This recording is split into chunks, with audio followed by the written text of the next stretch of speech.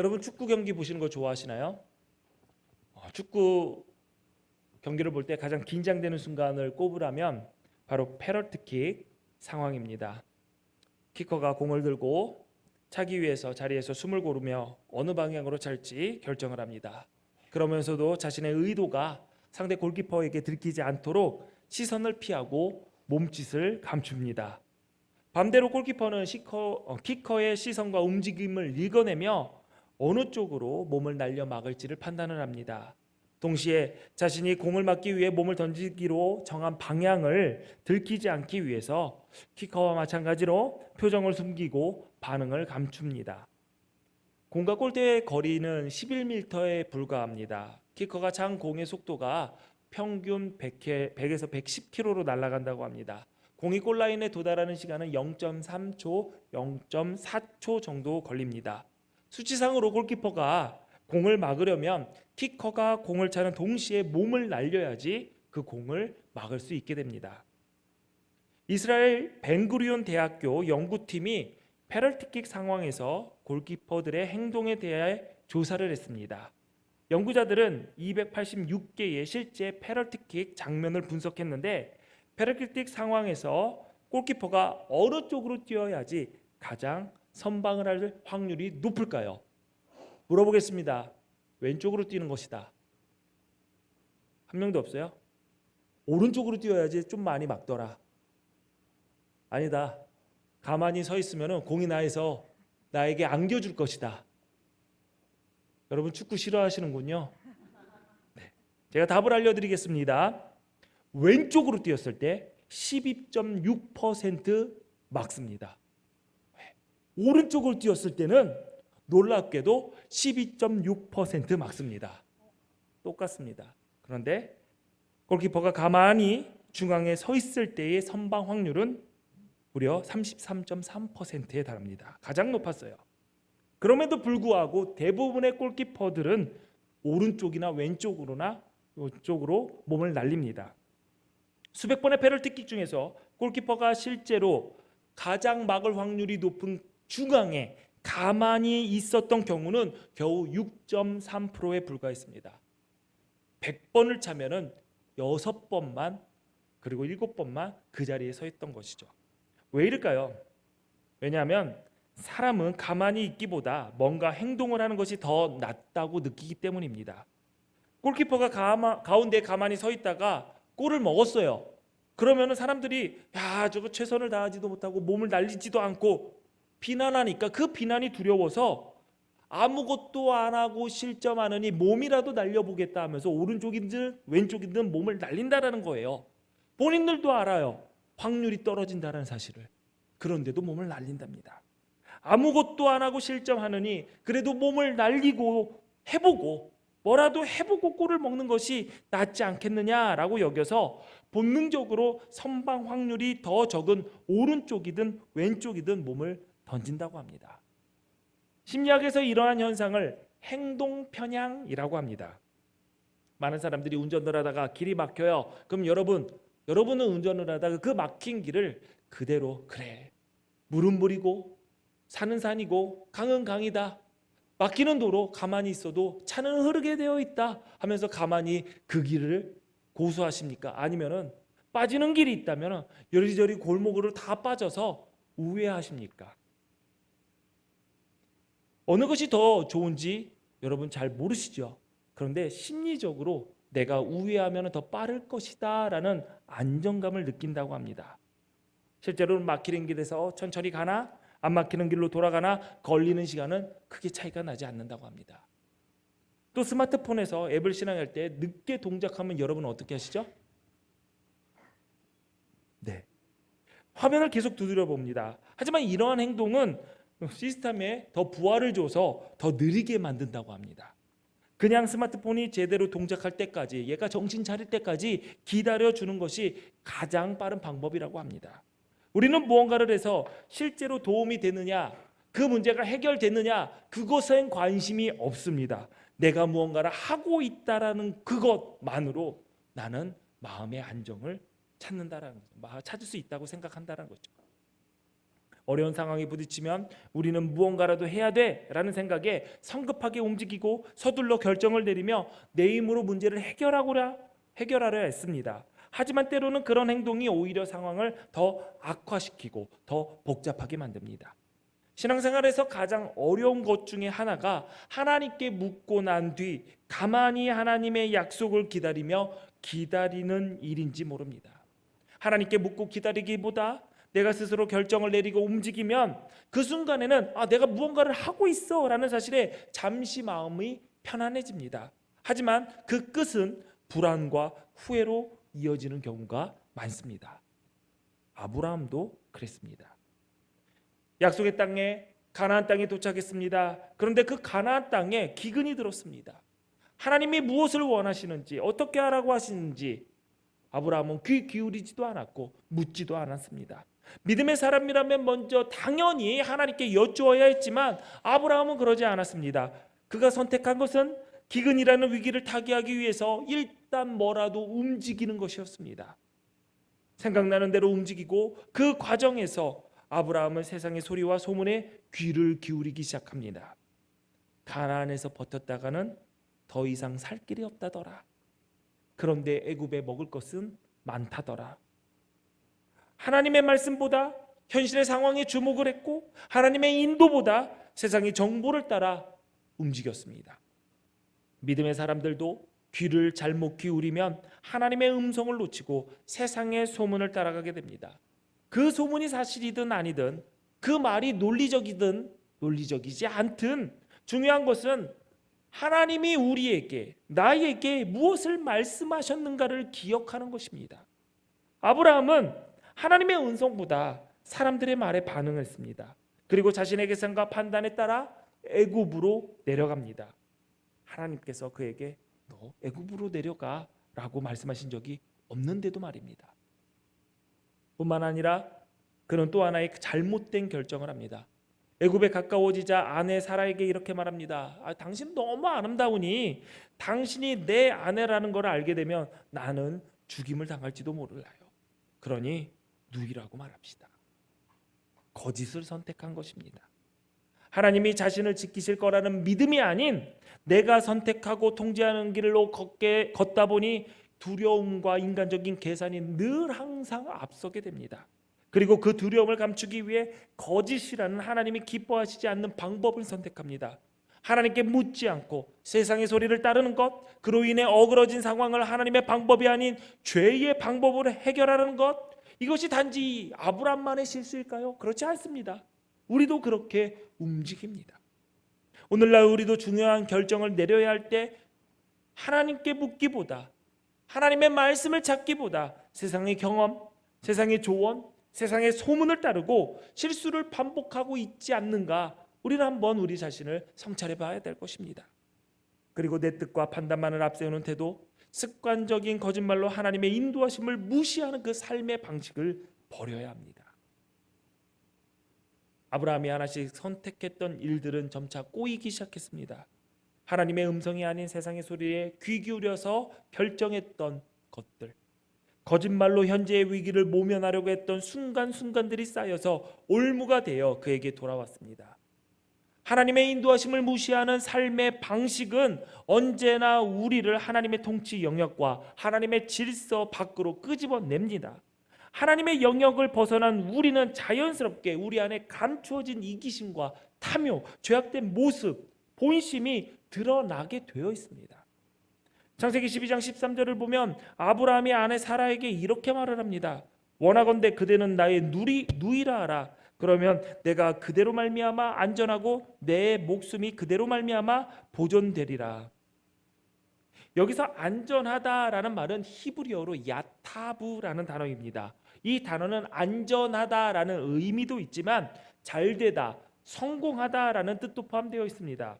그래서 세번역 성경은 이렇게 번역이 되어 있습니다. 그러니까 당신은 나의 누이라고 하시오. 그렇게 해야 내가 당신 덕분에 대접을 잘 받고 또 당신 덕분에 이 목숨도 부지할 수 있을 거요. 우리는 아브라함이 목숨을 부지하기 위해서 아내를 누이로 속였다라고 생각을 합니다. 하지만 원어의 의미를 들여다보면 아브라함은 단지 살아남기 위해서만이 아니라 이 거짓말로 통해서 내가 잘 대접받고 내가 목숨까지도 부지하겠다라는 자기의 이기적인 욕망이 들었다라는 것을 우리는 알 수가 있습니다. 즉 아내를 통해서 자신이 이득을 얻고자 했던 것이죠. 아브라함이 애굽을 선택한 이유, 가나안을 떠나서 애굽으로 내려온 이유는 기근으로부터 나와 나의 아내를 지키기 위해서였습니다. 그런데 결과적으로 내가 지켜야 할 아내를 바로의 왕궁으로 들여보내는 끔찍한 상황을 만들어버린 것이죠. 그의 내면에 있는 이기적인 태도가 드러나는 순간이었습니다.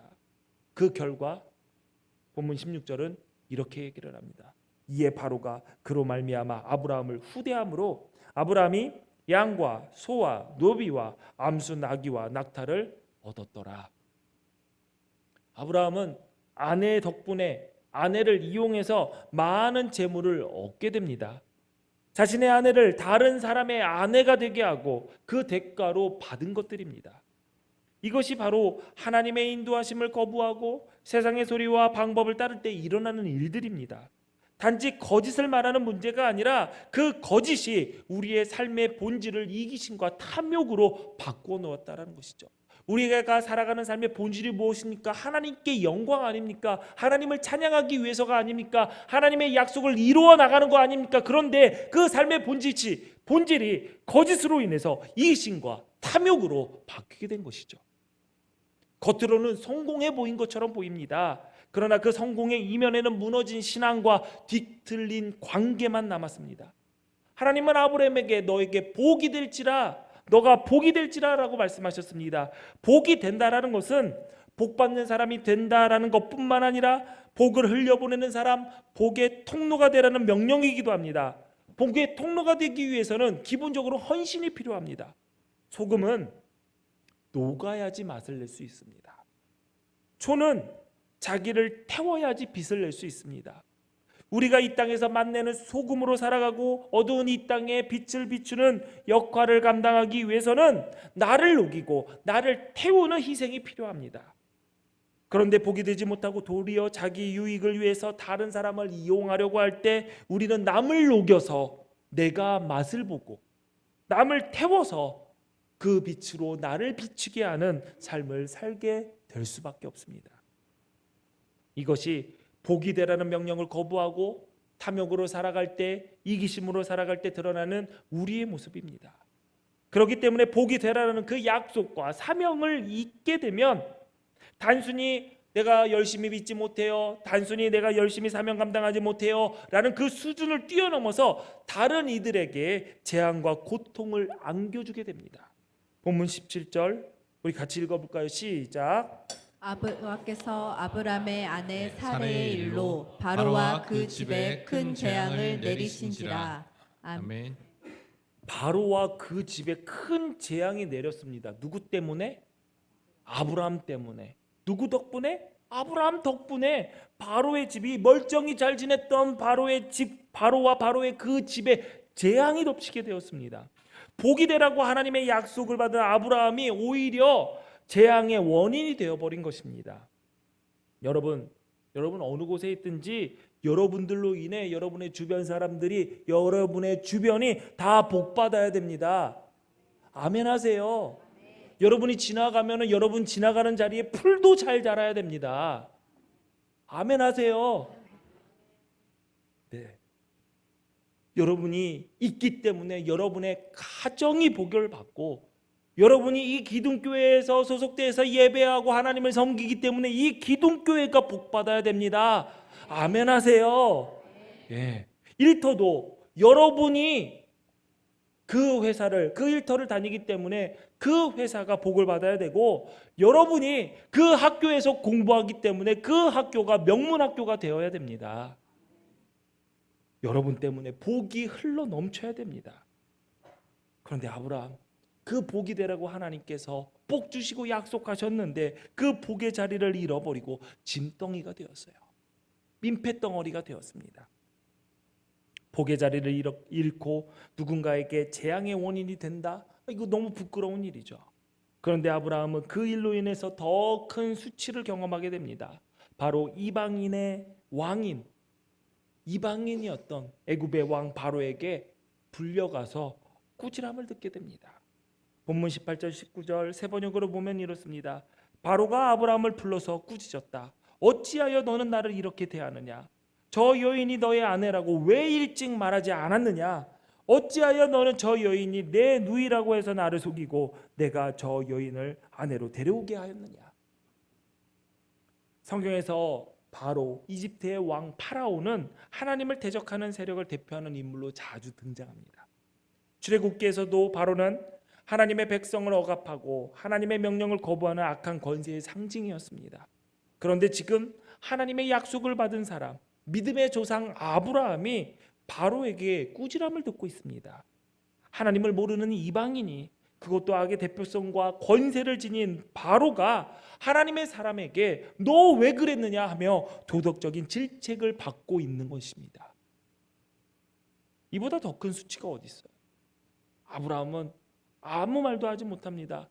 한마디 반박도 없이 고개를 숙이고 그 자리를 떠날 수밖에 없었습니다. 이것이 하나님의 인도하심을 거부하고 살아갈 때 믿는 자가 겪게 되는 수치입니다. 그런데 여러분, 여기에서 중요한 사실을 봐야 됩니다. 아브라함은 지금 인생 가운데 가장 초라하고 비참한 시간을 보내고 있지만 겉으로 보면은 꽤 괜찮아요. 아브라함이 가나안을 떠나 애굽에 내려온 목적은 단순히 기근으로 인해 밥 굶지 말자, 생명이나 한번 부지해보자 하고 내려왔어요. 그런데 그 어려운 시기에 밥 굶지 않는 것을 넘어서 양과 소와 나귀와 노비를 얻는 등 오히려 재산이 늘었어요. 복일까요? 이게 하나님의 은혜일까요? 그렇지 않습니다. 하나님의 은혜는 지금부터 시작됩니다. 하나님께서 이러한 상황의 아브라함을 그대로 두시지 않은 것이 은혜입니다. 하나님께서 이 상황에서 개입하셔서 아브라함을 다시 약속의 땅으로 돌려보내려는 계획을 시작하십니다. 만약 하나님이 개입하시지 않았다면 아브라함은 애굽에서 더 많은 재산을 늘렸을 것입니다. 그리고 아내도 새로 얻었겠지요. 왕의 가족으로 높은 지위도 얻었을 것입니다. 그곳에서 편안하게 살다가 하나님의 약속과 상관없이 하나님의 계획에서 제외된 채 잊혀져 버렸겠지요. 어쩌면 우리가 지금 아브라함에 대해서 얘기도 안 하고 창세기에 어떤 다른 이가 하나님의 말씀에 약속에 순종하여 그가 어쩌면 믿음의 조상이 되었을지도 모릅니다. 그러나 하나님은 그 상황이 그렇게 흘러가도록 내버려 두지 않았습니다. 여러분이 생각하시기에 하나님께서 인간에게 내리시는 가장 큰 심판이 뭐라고 생각하십니까? 그냥 내버려 두는 것입니다. 로마서 1장 24절에 보니까 그러므로 하나님께서 그들을 마음의 정욕대로 더러움에 내버려 두었다라고 했습니다. 이어지는 28절에 보니까 그들이 마음에 하나님 두기를 싫어하며 하나님께서 그들을 그 상실한 마음대로 내버려 두사 합당하지 못한 일을 하게 하셨다라고 했습니다. 우리의 삶 가운데 하나님께서 개입하셨다면 그것은 은혜입니다. 그것은 복입니다. 비록 수치스럽고 고통스럽고 모든 계획이 어그러지는 것 같아도 하나님께서 내 삶에 개입하시고 내 삶을 주관하신다면 그것이 복입니다. 우리를 다시 일으키시고 회복시키시려는 하나님의 사랑의 증거입니다. 사람은 본능적으로 누군가 내 삶에 개입하고자 하면 거부감을 드러냅니다. 나를 통제하려고 드는 것에 대한 반발 심리도 생기고 스스로 문제를 해결할 능력이 나에게 있다고 생각해서 다른 이들의 개입을 무능함의 지적으로 여겨 기분 나빠하기도 합니다. 우리의 자녀들한테 얘기를 하면은 뭐라고 하죠? 정말 해야 할 일들을 하는데도 듣기 싫어합니다. 아침에 일어나면은 뭐 해야 되죠? 칫솔질하고 세수하라고 하는데 그거 말하면은 싫어합니다. 자기 전에 뭐 하라고 하죠? 칫솔질이요? 기도하라고 하죠. 기도하고 자라고 하면은 기도하라고 잡니다. 왜? 말했다는 거죠. 남이 나에게 뭐라고 얘기하면은 오히려 반대 정신으로 이겨내려고 합니다. 그리고요, 뭐라고 얘기를 하면은 내가 스스로 문제를 해결할 능력이 있는데 나의 무능함을 지적한다라고 착각을 해요, 사람들은요. 그래서 뭐라고 얘기를 하면 우리 자녀들이 뭐라고 하죠? 내가 다 알아서 할게.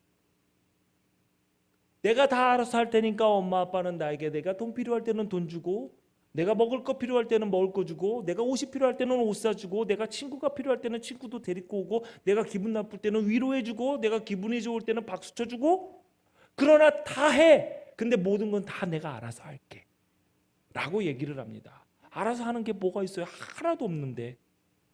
그래서 우리 집의 금기어가 그겁니다. 다 알아서 할게 하면은 오케이, 감사해. 이제부터 너의 삶의 모든 것은 다 알아서 해 하면서 너의 학비와 너의 식비와 너의 주거비 알아서 해야지. 너의 차비 알아서 해. 그러면은 갑자기 싹 웃으면서 그래요. 부모님의 은혜가 한량 없음에 감사합니다. 예. 그리고 또 기분 나쁘면 그렇게 얘기하죠. 아니, 내가 뭐 다 알아서 한다는 건 아니고 이 정도는 조금 알아서 한다는 거지 다는 아니야 라고 얘기를 하죠. 웃으십니까? 우리가 하나님 앞에 똑같이 하고 있는데요, 웃음이 나와요. 하나님, 제가 다 알아서 할게요. 뭐 이런 것까지 하나님께서 이래라 저래라 합니까? 우리의 모습입니다. 그러나 우리가 살아가면서 하나님께 간절히 기도해야 될 것이 있다면 하나님께서 이런 개입을 끊이지 않게 해달라는 간구입니다. 내가 하나님의 방법대로 일하지 않는다면, 내가 하나님의 약속과 상관없이 살아간다면 하나님께서 그 순간 바로 개입해 주시기를 간구해야 합니다. 하나님께서 내 마음의 정욕대로 더러움에 내버려 두시지 않으시고 합당하지 못한 일을 하게 두신다면, 지금 내가 아브라함처럼 지위가 오르고 양과 소와 나귀와 노비를 얻는다 할지라도 그것은 위장된 복, 거짓 평화에 불과합니다. 결정적인 순간에 바람 한 번만 불면은 다 사라져버리는 모래성일 뿐입니다. 하나님께 묻지도 않고 내 생각 내 방식대로 약속의 자리를 떠난 인생이라 할지라도 하나님께서 적극적으로 그 삶을 개입하신다면 그게 은혜고 그게 복입니다. 비록 수치를 당하고 말로 다 표현할 수 없는 나락을 경험할지라도 그 순간이야말로 하나님께서 나를 다시 애굽에서 약속의 자리로 옮기시는 은혜임을 깨달아야 합니다. 그리고 우리는 그 은혜를 기억하며 감사함으로 내가 있어야 할 자리로 돌아가야 합니다.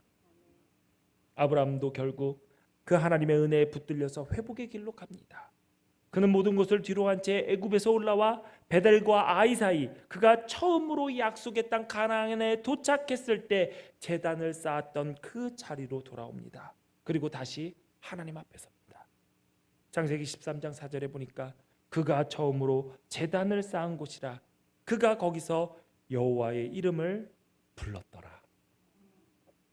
하나님이 아브라함이 가나안 땅에 처음 들어왔을 때 우상 숭배가 가득한 그 땅 한복판, 그 누구도 하나님을 인정하지 않았던 그 영적 어둠 속에서 창조주이시며 만물을 주관하시는 그 하나님을 선포한 곳, 그 땅을 이미 차지하고 있던 가나안 사람들의 장대함을 보고서도 이 땅의 주인은 너희가 아니다, 복 주시고 생명을 다스리시는 분은 너희가 섬기는 우상이 아니라 바로 여호와 하나님이시다 외쳤던 바로 그 자리, 아브라함은 다시 약속의 자리에 서서 하나님의 이름을 부르기 시작했습니다. 사랑하는 기둥교회 성도 여러분, 우리는 얼마나 자주 아브라함처럼 살아갑니까? 하나님께 묻지도 않고 세상의 소리를 따라 결정하며 두려움을 감추기 위해 조그만 이익을 얻기 위해 거짓을 말하며 내 힘으로 상황을 통제하려 애쓰는 삶, 그 결과는 복이 아니라 엉망이 될 때 우리는 좌절하고 낙심합니다. 그러나 오늘 하나님께서 우리에게 주시는 메시지는 분명합니다. 내가 너를 포기하지 않는다. 너의 실패에도 불구하고 나는 여전히 너를 붙들고 있다. 내가 너를 부른 그 자리로 다시 너를 돌아오게 하겠다. 지금 어떤 상황에 있든지 하나님은 우리의 실패 위에서도 일하고 계십니다. 우리가 다시 하나님께 묻고 세상의 소리보다 하나님의 말씀을 붙들고 두려움보다 믿음으로 반응하기를 원하십니다. 우리가 잘못된 길을 간다 할지라도 하나님은 결단코 우리를 내버려 두시지 않습니다. 우리의 삶에 적극적으로 개입하실 것이고 우리를 다시 부르실 것입니다. 제단에 쌓았던 그 자리로, 여호와의 이름을 불렀던 그 자리로, 너와 내 자손에게 주리라 한 그 땅으로 우리를 돌아오게 하실 것입니다. 그러니 여러분, 다시 예배의 자리로 돌아오십시오. 다시 순종의 자리로 돌아오십시오. 다시 약속의 자리로 돌아오십시오. 그 자리에서 우리에게 복이 될지라 약속하신 여호와 하나님을 부르십시오. 그 하나님이 우리의 하나님 되시고 이 땅을 창조하시고 만물을 통치하시는 나의 아버지 하나님이다 선포하십시오.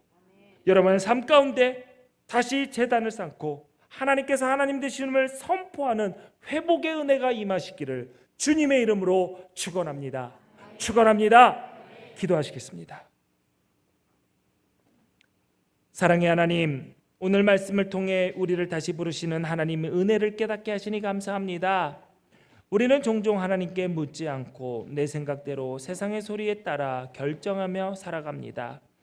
두려움을 감추려 거짓을 말하고 내 힘으로 모든 것을 해결하려 할 때도 많았습니다. 그러나 그런 우리를 주님은 포기하지 않으시고 수치 가운데서도 개입하시며 다시 약속의 자리로 이끄시는 분이심을 믿습니다. 주님, 무너진 자리에서 다시 일어나 하나님께 제단을 쌓고 여호와 하나님의 이름을 부르게 하옵소서. 주님의 말씀을 붙들고 믿음으로 순종하며 하나님과 동행하게 하옵소서. 예수님 이름으로 기도하옵나이다. 아멘.